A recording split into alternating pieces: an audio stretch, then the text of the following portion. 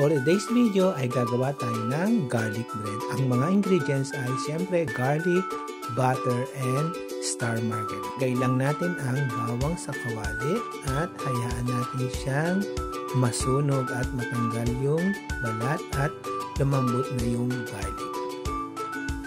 Pag ready na siya ay pwede natin siyang balatan, ilagay sa sangkalan, pirat-piratin o kaya chichap ng pino.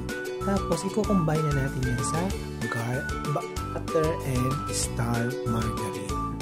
Pag na-combine natin, naghiwa na rin ako ng tinapay and ready to spread the with garlic. Ilagay lang sa oven at hantayan natin siyang maluto ng ganito. Charan! Ang garlic bread. Tamang-tama sa inihanda kong Filipino spaghetti. Yum, yum, yum. Napakabango at parang masarap na masarap nga.